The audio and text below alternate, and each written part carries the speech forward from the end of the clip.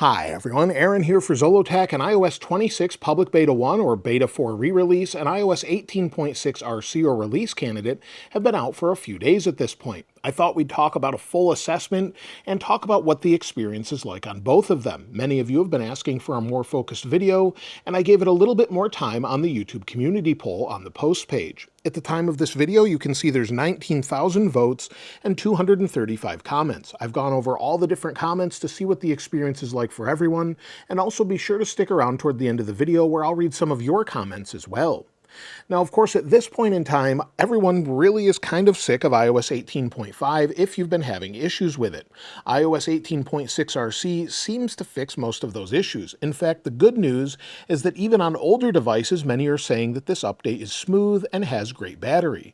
So the overall experience is smooth, things such as ProMotion are nice and smooth, and just scrolling in general, everything is basically what you would expect, and it should be at this time of the year. We know basically what it has in it at this point, but they didn't give us a ton of notes. And Apple also finally updated it here for the public beta testers, saying that they fixed an issue in Photos that could prevent memory movies from being shared. This really isn't enough information. Apple should update its notes, tell us exactly what they're fixing, but we expect security updates as well. The only issue with this is basically the overall control center can feel a little bit laggy for some, and some have said that odd left behind messages appear sometimes when using AirPods. Other than that, most people have a good experience with it. As far as the release of iOS 18.6, well, we do expect that probably to be on Monday. So based on what we've seen in the past, typically it would be on July 28th. If there's no additional issues, we could see it then. We could also see a new build number as well. As far as battery life, I talked about performance already, but battery life in this update seems to be pretty good. So let's take a look at that. Thanks to Connor for sending this in. This is on an iPhone 16 Pro Max, I believe with 100% battery health, and he had 8 hours and 3 minutes of screen active time, 4 hours and 39 minutes of screen idle time, and used under 50% of the battery. That's pretty phenomenal if that's what he's getting the entire time, but either way, I'm seeing great reports from many people. Let's take a look at one more. And thanks to Abhishek for sending this one in. This is on an iPhone 16e with 100% battery health. He had 5 hours and 44 minutes of screen on time, 1 hour and 38 minutes of screen off time. And you can see some usage from Instagram, and then on another day, 5 hours and 46 minutes of screen on time, 1 hour and 38 minutes of screen off time. Overall, very, very good battery life, and used only about 50% of the battery on one day and about 60 to 70% on the other day. So overall, very, very good. It seems to fix most of the issues. However, iOS 26 is a different story. In fact, when you use it for a little bit of time, it can become a lag fest. So the overall iOS 26 experience is basically Apple continuing to listen to complaints about liquid glass, changing some of it from beta 1 to 2 to 3 to 4. Many people like it, but other people complain about its overall readability. So you'll see there was some lag there. There's some readability issues. Sometimes it looks great, just like it does in music, but then other times it's just difficult to read things on the display, especially when you're in light mode. So if we switch over to light mode here, you'll see depending on what you're looking at, sometimes it can be difficult to read. Different text or font is difficult. And of course, you can change some of that with accessibility settings, but Apple is not adding a slider. I wouldn't expect them to do that as well. Many people like it, but many people complain about the translucency, and I think we'll see that change over time. Now, as far as the bugs and bug fixes, well, as far as the overall experience, and this is talking about Beta 4 re-release and Public Beta 1, many say that if we go into Settings, go to General, and then About, it will crash the device. I'm not seeing this, so let's go ahead and go into About, and you'll see it works just fine. I can go back and forth, no real issues there, but overall, About is working fine for me, but many people are complaining about this. Icons of apps in the Watch app here. So if we go into my Watch app, scroll down to where the apps are, sometimes these take a while to populate. Once they do populate, they seem to stay, but you'll see, there we go. Now they're missing an available app. So maybe they need to populate here and they're missing all over the place. So sometimes they'll sort of populate if you leave this open. Otherwise, it just sort of stays like this. So that's definitely a bug. Others are saying Apple CarPlay is not working at all. I saw this in an aftermarket radio and a couple others. In my car, it works fine. I'm using a BMW. It seems to work okay, and I haven't heard any complaints from many other people, but some aftermarket radios or stereos seem to have an issue.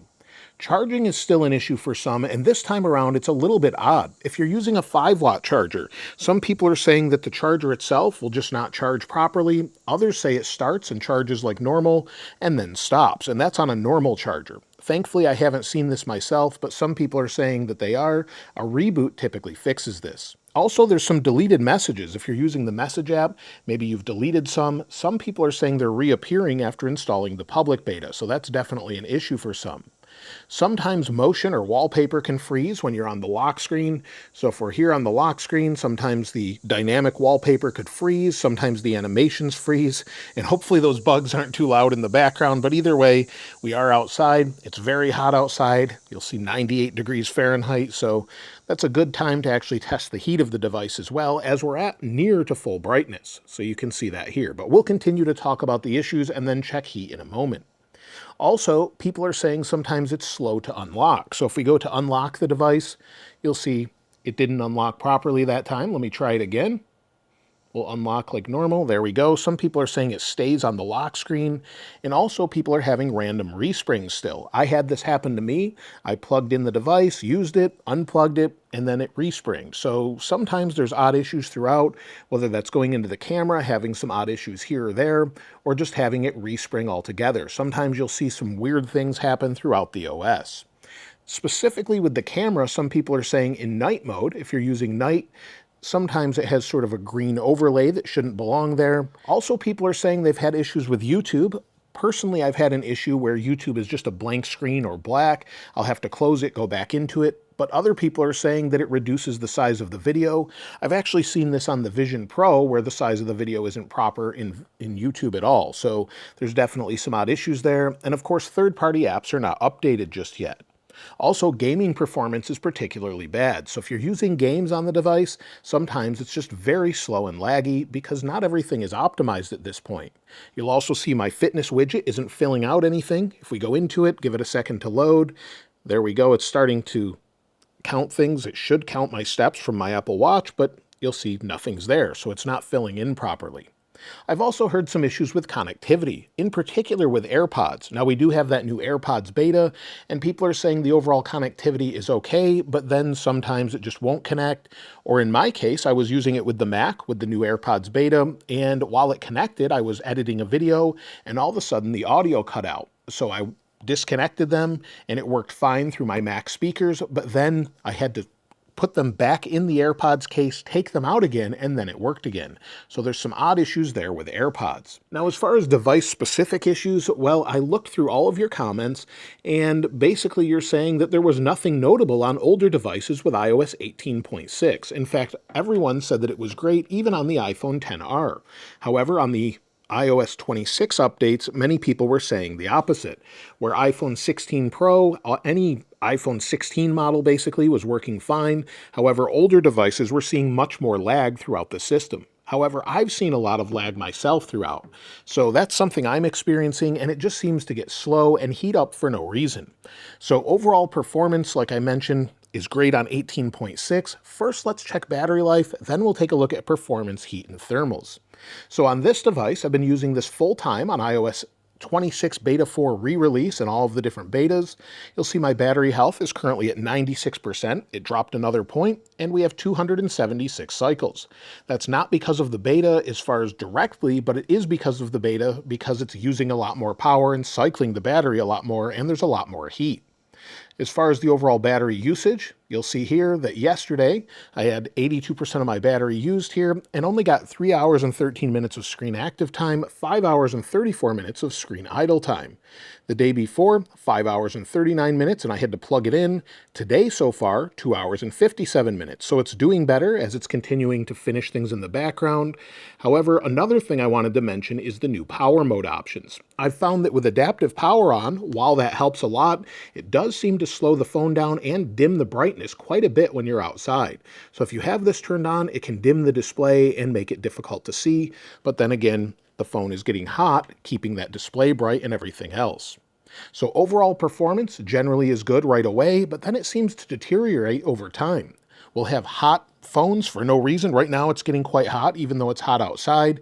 I'll show you that in a moment, but overall the phone is performing okay, but you can see the lag throughout. It's just basically a lag fest. A reboot helps it for a little while, but then it seems to come back. So ProMotion seems better in Beta 4 re-release compared to Beta 4, but still is an issue overall. If we go back through here, you'll see just going into random things, the camera is okay. Go back into maybe music, you'll see how laggy that is. So definitely some issues still to work through. Now, like I mentioned, there's odd sort of random heating issues. Just using it, I could maybe open podcasts, use that, and then the phone would get extremely hot. In fact, right now it's very hot, so let me show you that. Some people ask me to actually run Geekbench scores first and then test that out, but right now it's so hot I think we should just check it anyway. So let's go ahead and place this down and take a look. With iOS 18.6 in the hottest point, we're at 101 degrees Fahrenheit up to 102 degrees Fahrenheit, and it even bumped up to 103. On iOS 26, you'll see the hot spot here. We're at 109 degrees Fahrenheit. It's extremely hot, and of course we're outside in hot environments, but overall, it definitely is much warmer than before, so still an issue from time to time. Now, hopefully next year with iPhone 17, they'll improve thermals. Maybe getting rid of titanium will help with that, but either way, it definitely gets very hot and has ever since the iPhone 15. Now, if you're wondering if iOS 26 is stable, well, iOS 26 Beta 4 re-release and Public Beta 1 is definitely better than before, but it's still a bug fest throughout. There's little bugs throughout, sort of lag, hiccups, stutters throughout, issues loading, sometimes things crash, and that's because it's an early beta. If you are having issues, make sure you report them in the feedback app. Of course, we'll wait for Beta 2 very soon, hopefully, or Public Beta 2 and Beta 5. But overall, at this point, you can install it on your main device, but if you want to go back to iOS 18, you're going to have to use a computer. So just keep that in mind.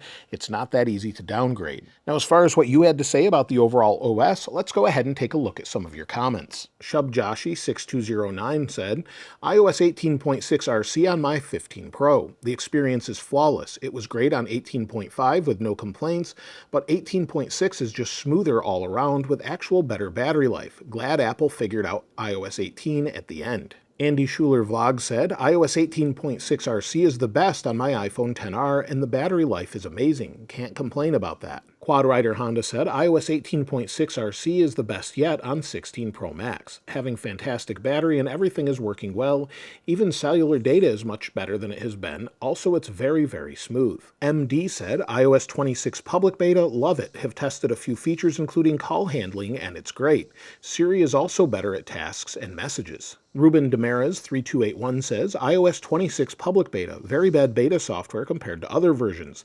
Extremely laggy, feels like 20 Hz while scrolling or opening apps. Sheldon of Carlson said, iOS 26 Beta 4 re-release on iPhone 14.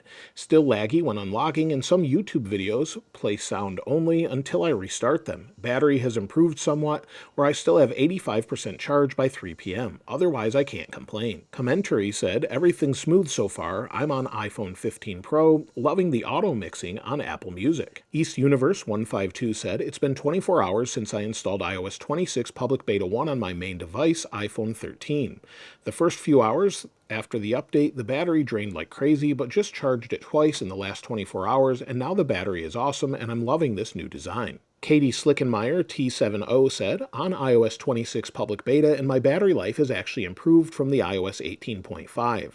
My only concern is that sometimes I have to tap a couple of times to get the app to open. Otherwise, it's been pretty good.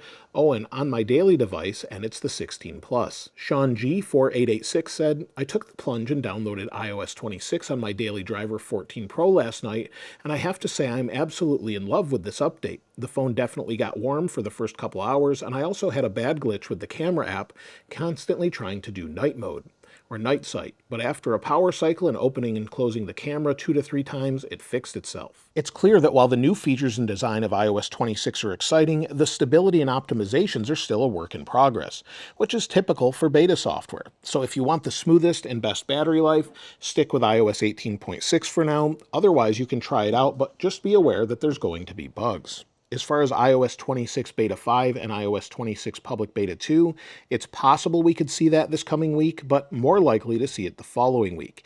Either way, as soon as it's released, I'll let you know. And so that's everything for iOS 26 Beta 4 re-release, iOS 26 Public Beta 1, and iOS 18.6 RC. Let me know your experience in the comments below, and if you found any new features or noticed anything different, I'd love to hear from you as well. Of course, I'll link this wallpaper in the description like I normally do, and if you haven't subscribed already, please subscribe, and if you enjoyed the video, please give it a like. As always, thanks for watching. This is Aaron. I'll see you next time.